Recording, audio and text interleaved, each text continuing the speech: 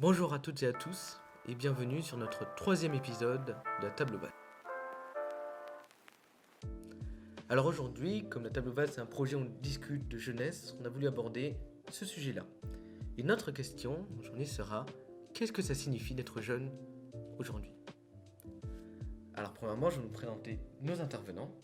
Alors à gauche, on a ici Claire, puis Emeric, ici Zoé et finalement Inès, qui vont tous nous parler de la jeunesse.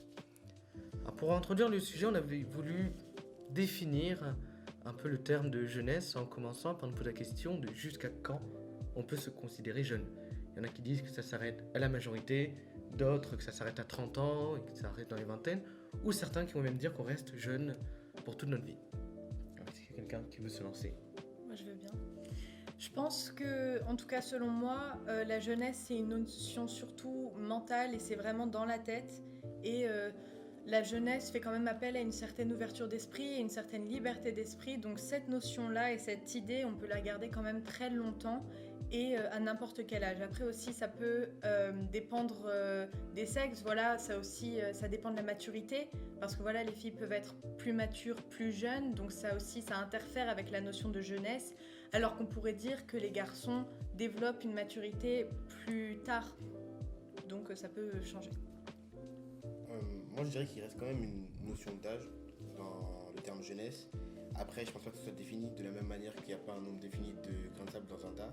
Mais je pense vraiment qu'on arrête d'être jeune quand on arrête de casser les codes de la génération précédente. Après, ça peut se faire plus tôt, plus tard, en fonction de la personne, quoi.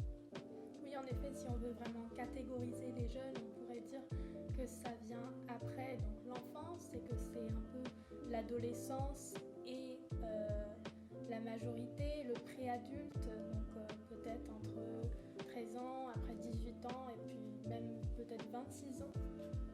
Donc, Et comme disait Zoé, tout dépend de la mentalité des personnes. Il y a certaines personnes qui se sentent jeunes jusqu'à 25 ans ou 30 ans, ou certaines qui s'arrêtent à la majorité, ou certaines toute leur vie.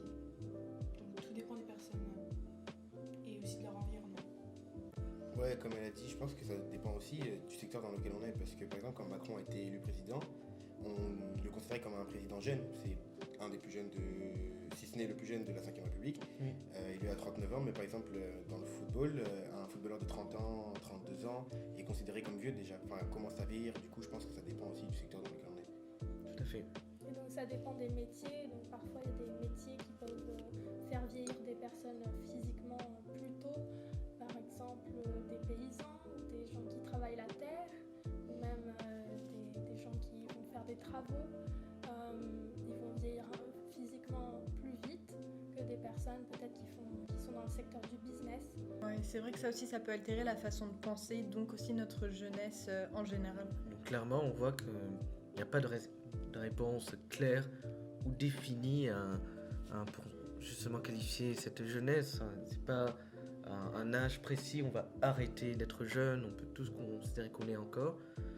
Mais justement, on peut remarquer qu'il y a quand même un certain sentiment d'appartenance à un groupe parmi les jeunes qui va justement créer des frictions avec des générations plus âgées. Donc la prochaine question qu'on voulait aborder dans cet épisode, c'est pourquoi y a-t-il des frictions entre générations jeunes et générations plus âgées? Moi, je pense que c'est un peu de la peur du changement de la part des générations plus âgées qui n'aiment pas forcément le changement et les différences entre leurs coutumes et les coutumes des plus jeunes ou alors leur train de vie et les nouveaux. Et je pense que oui, ça, c'est la peur du changement et ils n'aiment pas le fait que leur code soit brisé par les nouvelles générations, encore une fois. Ouais, il y a vraiment un changement de mentalité et il y a vraiment une différence entre ce qui était acceptable avant et ce qu'il est maintenant. On voit vraiment un changement dans les mœurs et dans les façons de penser et c'est pour ça aussi que je pense que les générations peuvent avoir des tensions ou des frictions parce qu'on pense différemment, parce qu'on a des points de vue différents et selon ce qu'on voit aussi, selon les informations qu'on reçoit, selon nous ce qu'on pense, on n'avait pas accès aux mêmes informations, c'était vraiment très différent et ce sont ces différences qui créent ces tensions et ces frictions. Donc on peut appeler ça un conflit de génération et donc être en désaccord avec les adultes, donc ce problème de communication et ça peut être justement, comme dit Zoé, ça pourrait aussi exemple la dépendance des réseaux sociaux, les choses que les jeunes font de nos jours, d'être beaucoup sur les réseaux sociaux ou alors par exemple les jeux vidéo. Et donc les adultes peuvent aussi, ça peut les mener à juger notre façon de faire. Et donc voilà, il y a un manque un peu de tolérance, de la différence aussi entre les générations. Oui, on peut avoir une perception de la réalité qui est quand même différente selon les âges et ça peut vraiment créer des désaccords. Donc je pense que c'est vraiment assez évident. Et puis il y a le monde qui change et à force, il y a plusieurs opinions. Tout le monde est plus ouvert maintenant. Il y a eu la mondialisation, il y a plus de gens qui voyagent et forcément ça change les mentalités. Et les jeunes pourraient avoir une mentalité plus ouverte que les vieilles générations qui n'est pas d'accord sur certains points. Et donc ça pourrait aussi empêcher l'épanouissement des jeunes aussi, et surtout leur développement personnel, ou de développer même tout leur potentiel. Donc ça peut être un problème aussi. Mais alors, justement, est-ce que cette fracture, c'est pas quelque chose qui a toujours existé? Est-ce que nos parents avaient des désaccords avec leurs parents, nos grands-parents, et c'est pas quelque chose qui a toujours été là, Si, ce si, désaccord bien sûr. entre... On n'a jamais dit que c'était nouveau, c'est juste que là, franchement, je pense que vu toute l'évolution qu'il y a eu ces dernières années, comparée à une évolution peut-être plus lente qu'il y a eu plus tôt, cette différence, on la voit, elle est beaucoup plus concrète et beaucoup plus visible. Et je pense que c'est ça qui marque vraiment la différence entre avant et aujourd'hui. Mais c'est vrai que ces différences et ces conflits, ils ont toujours existé. Je pense surtout que c'est la technologie qui a changé beaucoup de choses. Les téléphones qui sont apparus, les ordinateurs. Et pour la vieille génération, c'est quelque chose de nouveau et dont la jeune génération a vécu presque toute leur vie depuis qu'ils sont nés. Et donc forcément, ça change des choses et ça change la façon de vivre de la jeune génération.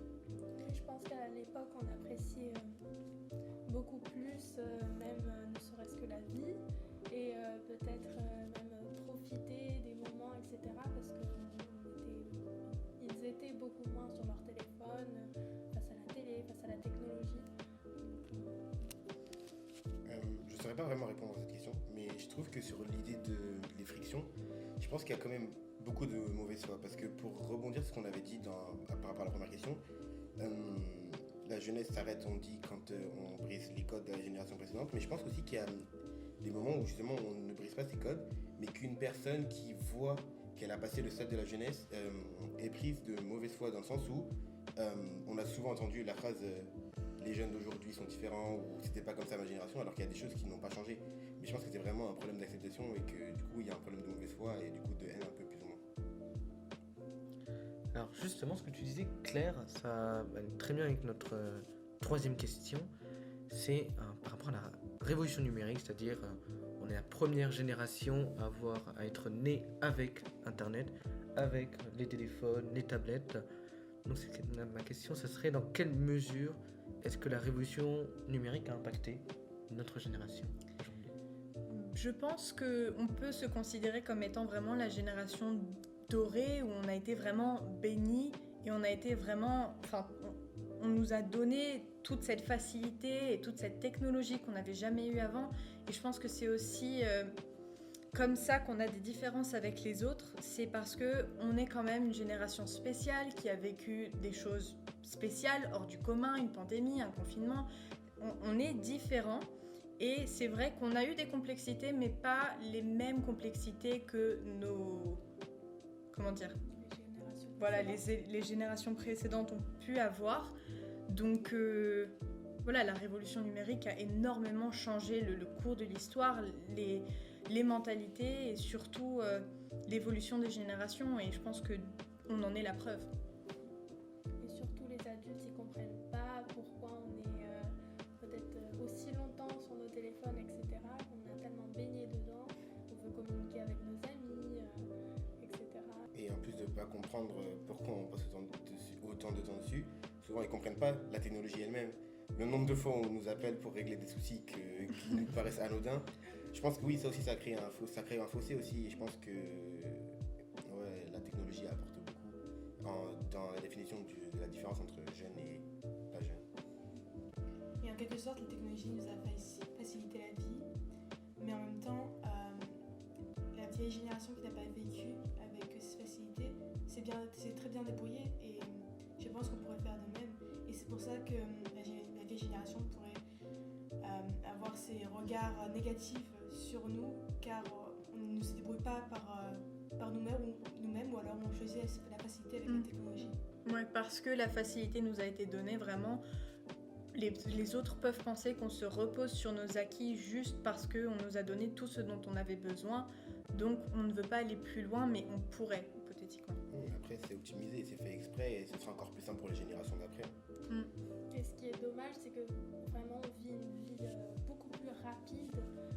Tout le train de vie est vraiment rapide.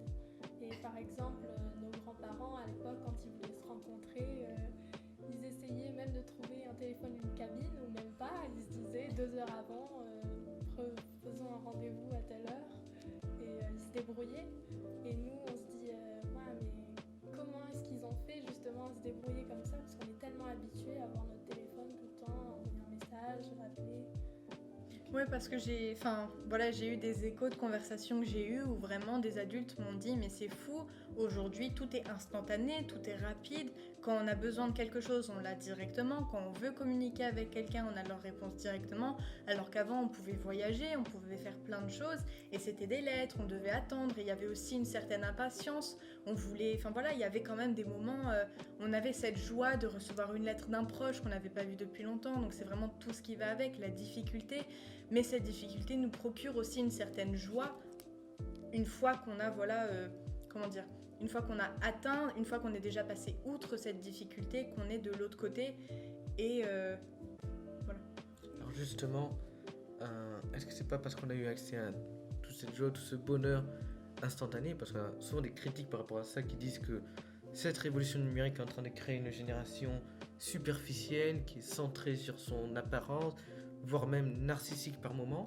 Et est-ce que c'est justement parce qu'on a toujours ces petits moments, ces shots de sérotonine, de dopamine, de plaisir, qu'on devient un peu maintenant désinhibé, las? Oui, bien sûr, on n'est jamais satisfait parce qu'on a toujours l'habitude d'avoir tout ce dont on demande. Donc, quand on n'a pas ce qu'on veut, c'est sûr que c'est frustrant et on n'a pas l'habitude. Donc, on n'est jamais satisfait, on veut toujours plus et c'est vrai que c'est un énorme problème dans notre génération. Une génération vraiment, plus ou moins, enfin, faut le dire honnêtement, on est un peu ingrat. Et je pense que les générations d'après sont encore pires que nous pour le coup. Parce que plus ça deviendra simple, plus comme on aura l'aise et qu'on aura justement beaucoup les choses de manière instantanée, le fait de ne pas l'avoir, ça va nous rendre de plus en plus ingrats et on ne réalisera pas la chance qu'on a.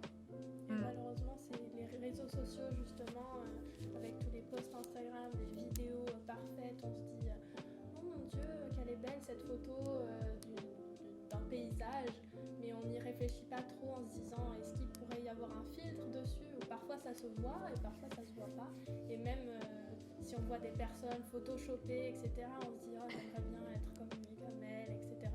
Donc oui, ça crée vraiment une insécurité aussi physique, et ça peut être mental et ça peut devenir même maladif. Donc ça peut être très négatif. Tout à fait.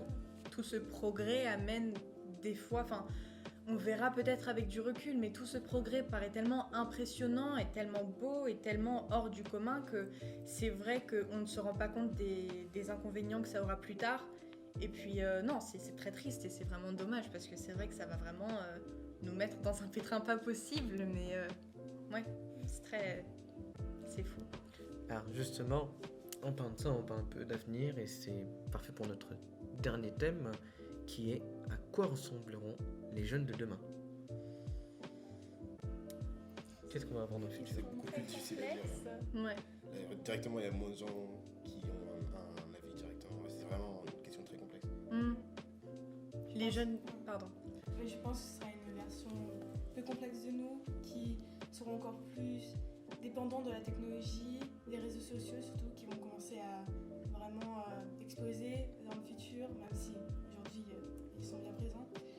Et je pense que tous les défauts qu'il y a aujourd'hui deviendront encore plus présents dans le futur sur les jeunes générations. Ouais, je pense que vraiment,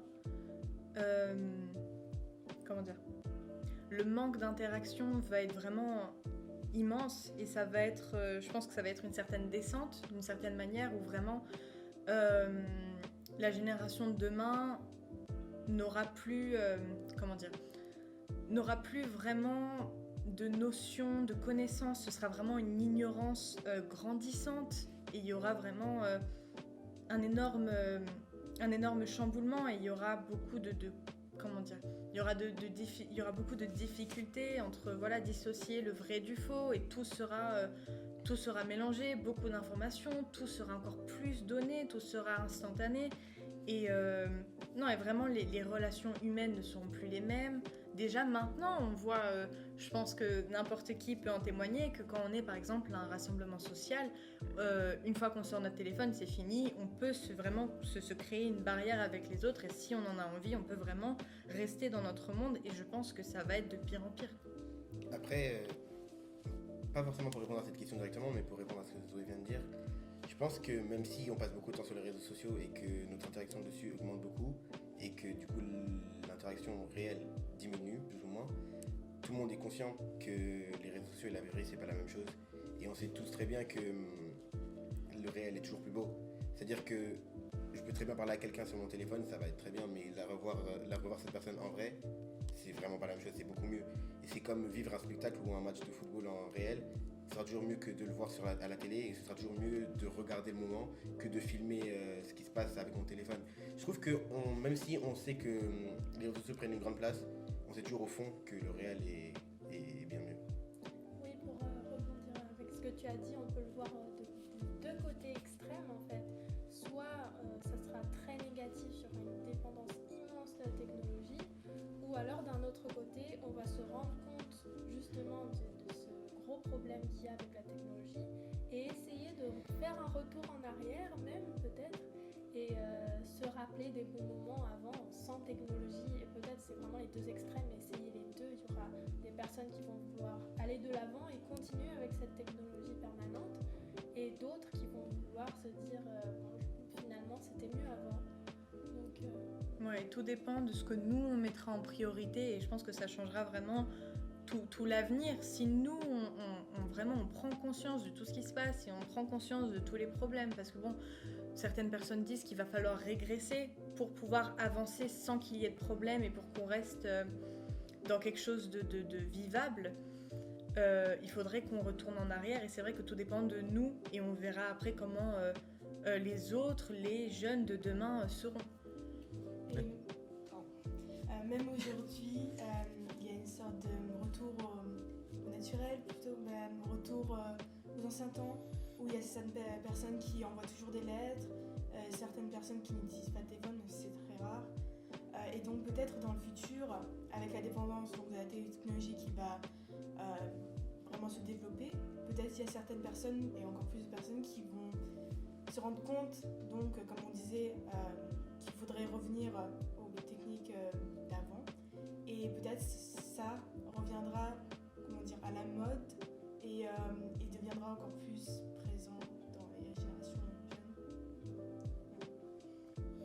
Très bien. Donc, en conclusion, même si on pourrait initialement penser qu'on va surtout avoir une continuité dans les tendances déjà présentes, on a quand même un message plutôt optimiste. Au final, même si on a conscience des problèmes que notre jeunesse expérimente aujourd'hui avec les réseaux sociaux, au final, on a quand même conscience de ces effets négatifs et on peut aller au-delà de ça. Bon, et bien dans ce cas, merci beaucoup pour vos échanges. Ça a été très intéressant de discuter avec vous. Et ça marque donc la fin de ce 3e épisode sur la jeunesse. Merci à vous d'avoir écouté cet épisode. On espère vous revoir pour le prochain épisode. À bientôt. C'est fait. Génial. C'est bon.